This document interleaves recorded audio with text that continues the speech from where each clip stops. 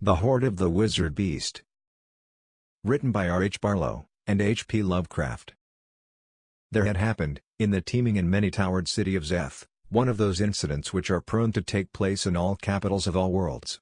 Nor, simply because Szeth lies on a planet of strange beasts and stranger vegetation, did this incident differ greatly from what might have occurred in London or Paris, or any of the great governing towns we know. Through the cleverly concealed dishonesty of an aged, but shrewd official, the treasury was exhausted. No shining folder, as of old, lay stacked about the strong room, and over empty coffers the sardonic spider wove webs of mocking design. When, at last, the Gifith Yalden entered that obscure vault, and discovered the thefts, there were left only some phlegmatic rats which peered sharply at him as at an alien intruder. There had been no accounting since Kashan, the old keeper, had died many moon turns before, and great was Yalden's dismay to find this emptiness instead of the expected wealth. The indifference of the small creatures in the cracks between the flagstones could not spread itself to him. This was a very grave matter, and would have to be met in a very prompt and serious way. Clearly, there was nothing to do but consult Orn, and Orn was a highly portentous being. Orn, though a creature of extremely doubtful nature, was the virtual ruler of Szeth. It obviously belonged somewhere in the outer abyss, but had blundered into Szeth one night and suffered capture by the Shamath priests. The coincidence of its excessively bizarre aspect and its innate gift of mimicry had impressed the sacred brothers as offering vast possibilities, hence in the end they had set it up as a god and an oracle, organizing a new brotherhood to serve it, and incidentally to suggest the edicts it should utter and the replies it should give. Like the Delphi and Dodona of a later world, Orn grew famous as a giver of judgments and solver of riddles, nor did its essence differ from them save that it lay infinitely earlier in time, and upon an elder world where all things might happen. And now Yalden, being not above the credulousness of his day and planet, had set out for the close-guarded and richly fitted hall wherein Orn brooded and mimicked the promptings of the priests. When Yalden came within sight of the hall, with its tower of blue tile, he became properly religious, and entered the building acceptably, in a humble manner which greatly impeded progress. According to custom, the guardians of the deity acknowledged his obeisance and pecuniary offering, and retired behind heavy curtains to ignite the thuribles. After everything was in readiness, Yalden murmured a conventional prayer and bowed low, before a curious empty dais studded with exotic jewels. For a moment, as the ritual prescribed, he stayed in this abased position, and when he arose the dais was no longer empty. Unconcernedly munching something the priests had given it was a large pudgy creature very hard to describe, and covered with short grey fur. Whence it had come in so brief a time only the priests might tell, but the suppliant knew that it was Orn. Hesitantly Yalden stated his unfortunate mission and asked advice, weaving into his discourse the type of flattery which seemed to him most discreet. Then, with anxiety, he awaited the oracle's response. Having tidily finished its food, Orn raised three small reddish eyes to Yalden and uttered certain words in a tone of vast decisiveness. After this, it vanished suddenly, in a cloud of pink smoke which seemed to issue from behind the curtain where the acolytes were. The acolytes then came forth from their hiding place, and spoke to Yalden, saying, "The aphorism you heard signifies no less than the equally mystic phrase, 'Go thou unto thy destination.' Or, more properly speaking, you are to slay the monster wizard Anethas, and replenish the treasury with its fabled hoard." With this Yalden was dismissed from the temple. It may not be said in veracity that he was fearless, for in truth, he was openly afraid of the monster Anethas, as were all the inhabitants of Elathia and the surrounding land. Even those who doubted its actuality would not have chosen to reside in the immediate neighborhood of the Cave of Three Winds, wherein it was said to dwell, but the prospect was not without romantic appeal, and Yalden was young and consequently unwise. He knew, among other things, that there was always the hope of rescuing some feminine victim of the monster's famed and surprising erotic taste. Of the true aspect of Anethas none could be certain, tales of a widely opposite nature being commonly circulated. Many vowed it had been seen from afar in the form of a giant black shadow peculiarly repugnant to human taste, while others alleged it was a mound of gelatinous substance that oozed hatefully in the manner of putrescent flesh. Still others claimed they had seen it as a monstrous insect with astonishing supernumerary appurtenances. But in one thing all coincided, namely, that it was advisable to have as little traffic as possible with Anethas. With due supplications to his gods and to their messenger Orn, Yalden set out for the Cave of Three Winds.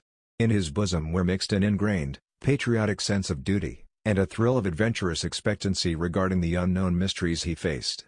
He had not neglected such preparations as a sensible man might make, and a wizard of old repute had furnished him with certain singular accessories.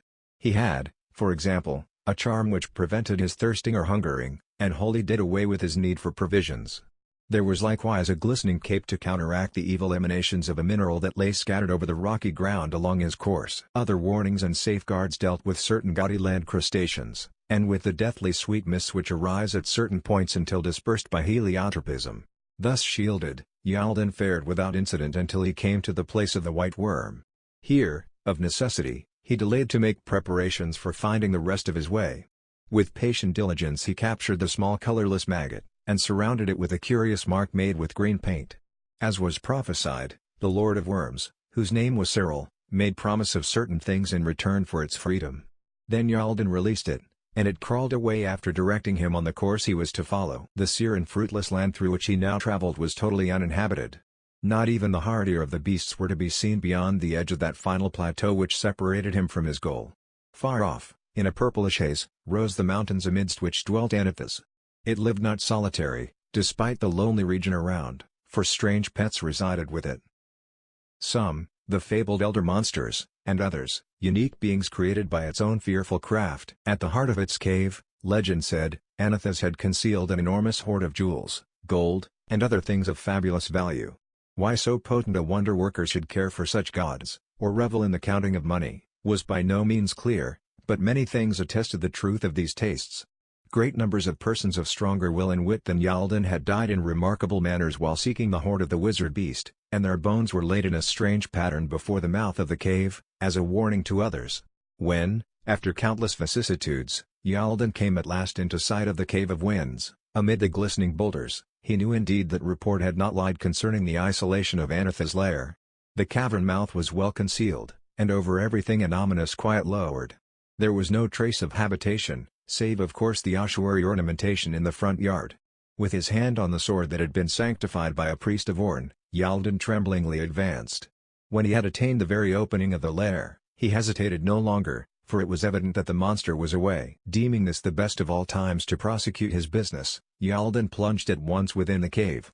The interior was very cramped and exceedingly dirty, but the roof glittered with an innumerable array of small, varicolored lights, the source of which was not to be perceived.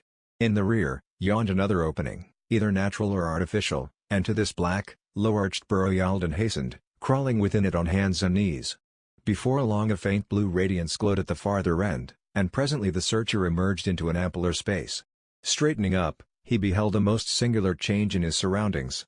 This second cavern was tall and domed as if it had been shapen by supernatural powers, and a soft blue and silver light infused the gloom. Anethus, thought Yalden, lived indeed in comfort, for this room was finer than anything in the palace of Zeth, or even in the temple of Orn, upon which had been lavished unthinkable wealth and beauty. Yalden stood agape, but not for long, since he desired most of all to seek the object of his quest and depart before Anethus should return from wherever it might be.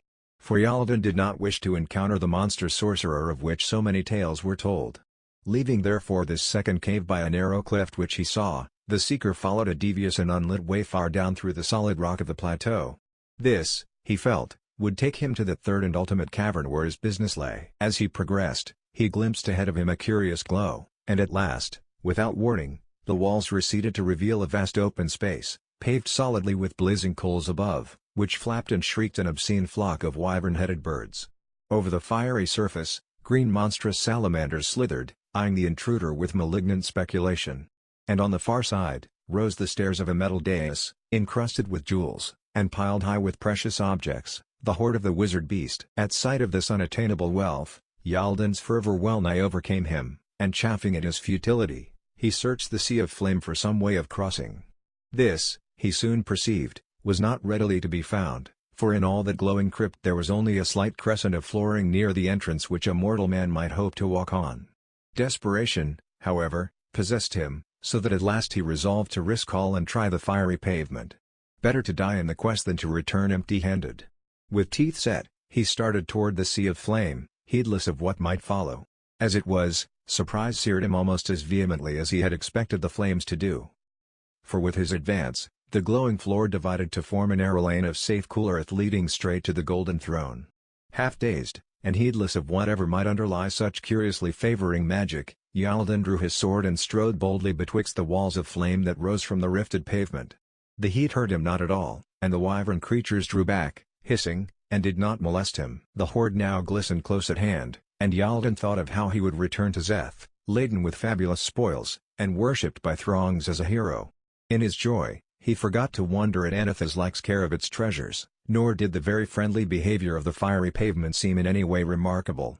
Even the huge arched opening behind the dais, so oddly invisible from across the cavern, failed to disturb him seriously.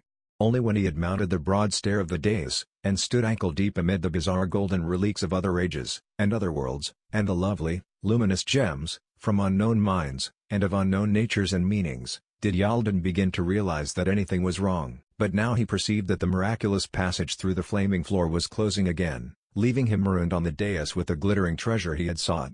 And when it had fully closed, and his eyes had circled round vainly for some way of escape, he was hardly reassured by the shapeless jelly-like shadow which loomed colossal and stinking in the great archway behind the dais.